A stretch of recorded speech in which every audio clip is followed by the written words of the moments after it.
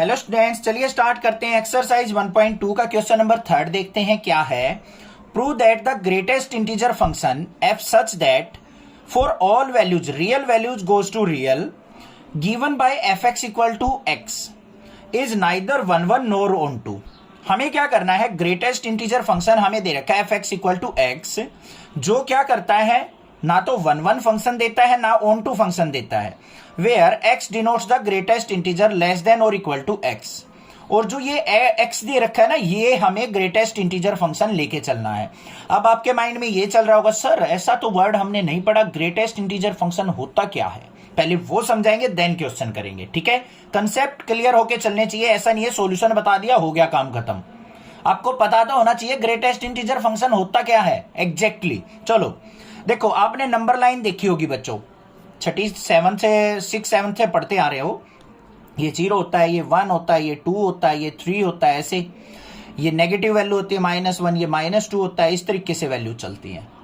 अब greatest integer function का मतलब क्या है, एफ एक्स इक्वल टू ये एक्स दे रखा है। अब यहां पे क्या करोगे, अगर मान लो इस एक्स की वैल्यू आप 1.1 पुट करते हो, क्या पुट किया आपने 1.1, तो 1.1 कहां पे लाई करेगी बच्चों, 1 और 2 के बीच में, यहां से लाई करेगी हमारी। तो ये जो रिजल्ट देगा हमारा y के अंदर, ये fx के अंदर जो रिजल्ट बना के देगा वो 1 बना के देगा। मतलब ये 1.1 जो 0.1 है ना उसको खा जाएगा, रिजल्ट देगा ओनली 1। ये होता है ग्रेटेस्ट इंटीजर फंक्शन। अगर मान लो आप यहां पे 1.5 पुट करते हो x की वैल्यू, तो y की वैल्यू फिर भी ये 1 देगा। अगर मान लो आप इसकी वैल्यू 1.9 पुट करते हो, y की वैल्यू है फिर भी 1 देगा। जैसे ही आपने x की वैल्यू 2 से थोड़ी सी बड़ी रखी, 2.01 रख दी, 2 से थोड़ी सी बड़ी यहां पे आ गई, तो ये हमें वैल्यू जो देगा वो 2 देगा। 2 और 3 के बीच में जो भी वैल्यू जाएंगी तो वो हमें 2 वैल्यू देगा। 1 और 2 के बीच में जो वैल्यू होगी वो हमें 1 देगा। ठीक है, समझ में आ गई। 0 और -1 के बीच में जो भी वैल्यू होगी वो -1 देगा। -1 -2 के बीच में जो भी वैल्यू आएगी उसमें -2 देगा। ऐसे वैल्यू देता है ग्रेटेस्ट इंटीजर फंक्शन। अब बात हुई क्लियर, समझ में आ गई। चलिए देखते हैं अब इसके सॉल्यूशन की तरफ। सॉल्यूशन में बच्चों सबसे पहले तो ये देखो, हमें वैल्यू जो पुट करनी है such that real values put करनी है और रियल वैल्यू ही हमारा रिजल्ट आना चाहिए, इसका मतलब ये है। और फंक्शन जो यूज करना है हमें एफ एक्स इक्वल टू क्या यूज करना है, ग्रेटेस्ट इंटीजर फंक्शन एक्स। इसके लिए हमें करना क्या पड़ेगा, 2 ओव्यूल बनाने पड़ेंगे अपने। भाई ओव्यूल से ही हमारा जो आंसर है वो बिल्कुल करेक्ट निकल के आता है और अच्छे से हम समझ पाते हैं। अब यहां पे देखो हमने क्या किया, पहले एग्जांपल के तौर पे 1.1 पुट कर लिया आपने, तो हमारी इमेज जो बनेगी वो क्या बनेगी, 1 ही तो निकल के आएगा। मान लो आपने 1.5 पुट कर दिया, तब भी इमेज क्या बनेगी 1। 1.9 पुट कर दिया तो भी इमेज क्या बनेगी 1। 2.01 पुट कर दिया तब इमेज आपकी बन रही है 2, और 2.9 पुट करने के बाद भी इमेज आपकी 2 बनेगी। तो अब यहां पे हमें क्या दिख रहा है, देखो हम डोमेन जो है वो तो अलग पुट कर रहे हैं, बट इमेज हमारी 3 इन वैल्यूज की सेम इमेज आ गई, इन 2 वैल्यूज की सेम इमेज आ गई, तो यूनिक इमेज तो नहीं बनी ना हमारी। अब यूनिक इमेज जब हमारी फॉर्म नहीं होती है तो हम उसको 1 फंक्शन तो कह ही नहीं सकते, इंजेक्टिव होगा ही नहीं वो। तो यहां पे क्या लिखेंगे, रियल वैल्यूज पुट की, और रियल वैल्यूज हमें मिल तो रही हैं बट हमें यूनिक इमेज नहीं मिल रही है। तो यहां पे क्या लिखेंगे, for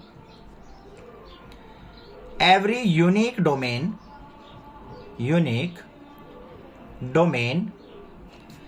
image is not unique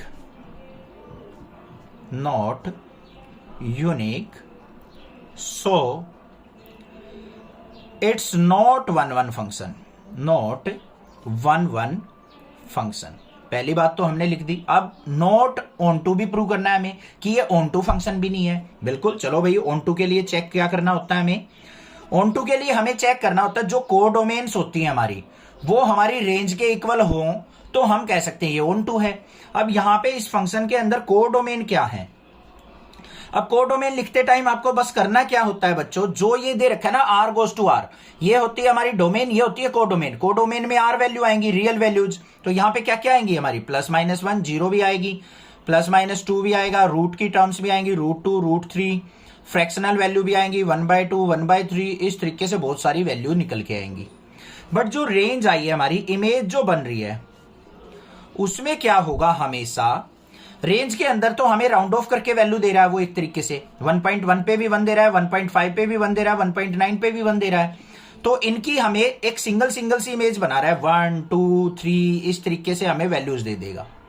negative value भी दे देगा, -1 -2 -3। बट जो हमारी ये फ्रैक्शनल वैल्यू है ना 1/2 है, जैसे 0.5 हुआ है इसका मतलब, तो वो 1/2 को 0 बना के दे देगा, 1/2 यहां पे आएगा ही नहीं कभी भी। तो क्या हुआ यहां पे, जो हमारी रेंज है वो क्या है, सबसेट है किसकी, कोडोमेन की, इक्वल नहीं है ये। So it's not onto function. तो ये जो फंक्शन है हमारा ऑन टू नहीं है। बस ये चीज दिखानी थी हमें, समझ में आ गई होगी, क्लियर है, कोई दिक्कत की बात नहीं है। कोई भी प्रॉब्लम लगे आप मैं मुझसे पूछ सकते हो, मैं आपकी हेल्प जरूर करूंगा। मेरा मोटिव यही है कि जो मेरे से पढ़ते हैं बच्चे उनके फुल मार्क्स आए और उनके कंसेप्ट स्ट्रांग हो, कहीं ना कहीं सक्सेस प्राप्त करें और नेक्सा क्लासेस को थोड़ा सा याद करें। बट चैनल को सब्सक्राइब करके रखना और उसको अनसब्सक्राइब मत किया करो एक बार करके, प्लीज। ये रिक्वेस्ट है आपके टीचर की आपसे, गुरु दक्षिणा के तौर पे इतना तो कर सकते हो आप अपने टीचर के लिए, मैं कोई फीस चार्ज नहीं कर रहा हूं आपसे। तो थोड़ा सा सपोर्ट कर दो, मेरा भी सपोर्ट हो जाएगा, मैं आपका भी सपोर्ट करता रहूंगा। Thank you students for watching your channel Nexa classes.